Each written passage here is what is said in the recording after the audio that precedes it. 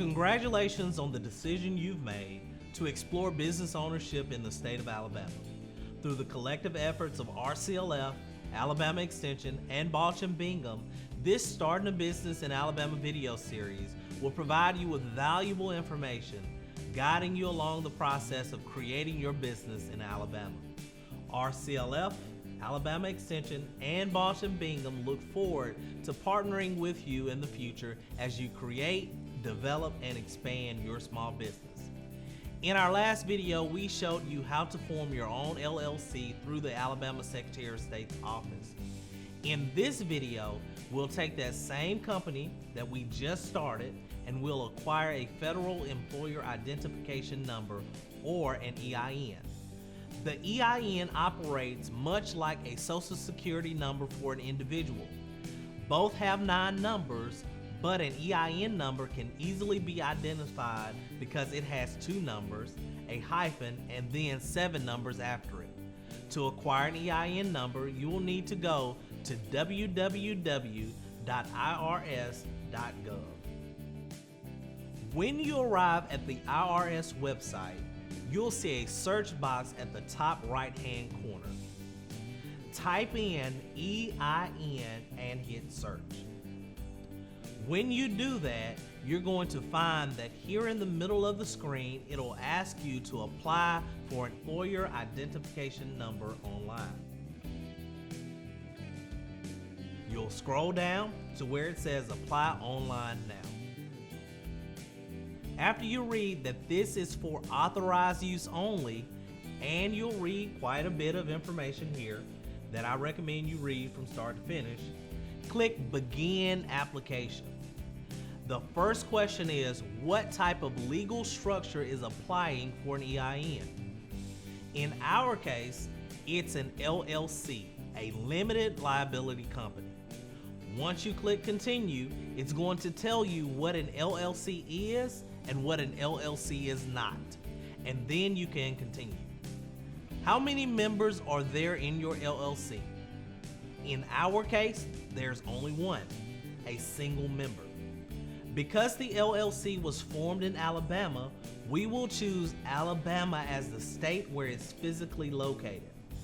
Once you click Continue, it's going to give you some general information about single member LLCs. After you read this information, click Continue. The next question is going to be, why is the LLC requesting an EIN? In our case, we're starting a new business.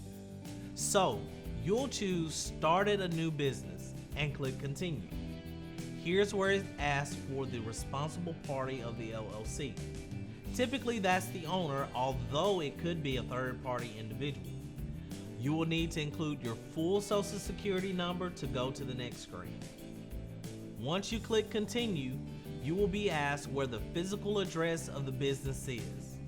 That may or may not be the residence where you reside. Once you put the physical address in, the next screen will ask you about the LLC itself. Here, you will not include the letters LLC in the name, even though it's a part of the legal name.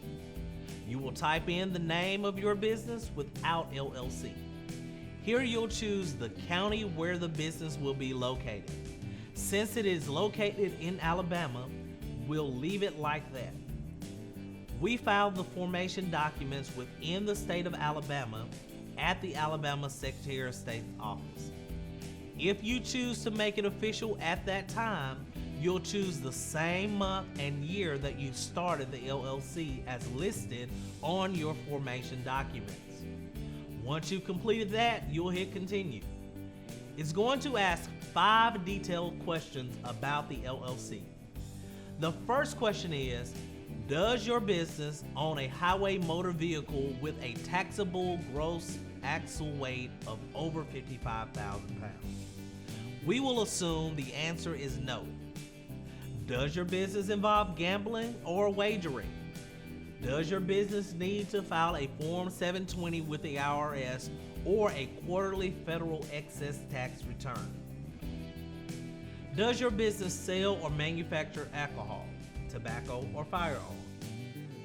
Do you have or do you expect to have any employees who will receive W-2 forms in the next 12 months? If you need assistance with answering these questions, please seek the advice of a trusted attorney or accountant. Most importantly, answer all of those questions truthfully. The next question is, what does your business or organization do? You may remember in our last video when we formed the business, we said we were going to lease commercial real estate. So in this case, you would click on real estate and choose one of the following listed. In our case, we plan to rent property that we own. Then we choose one of the following for, in our case, commercial, industrial, or other real estate, and click continue.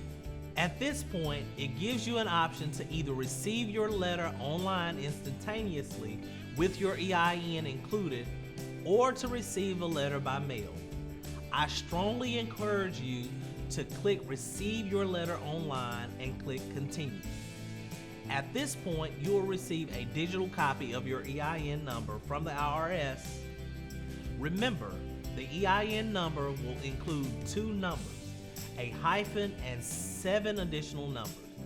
When you receive the letter, including the EIN, make 4 or 5 copies of it and save it to your computer. Remember, when you formed your LLC, you received a state ID number. Now you've acquired your federal employer identification number. These 2 numbers are going to be required to do multiple things in regard to the business. RCLF and Alabama Extension work closely with Alabama small business owners to provide resources and coaching service to promote profitability and long-term success. Balch and Bingham partners with businesses throughout the state of Alabama, providing quality legal services at all stages of the business life cycle. Whether you choose to form an LLC, corporation, or sole proprietorship, please consider partnering with RCLF, Alabama Extension, and Balch and Bingham throughout your business ownership journey. The next video in this series will share multiple tips on successfully navigating many aspects of the business formation process in the state of Alabama.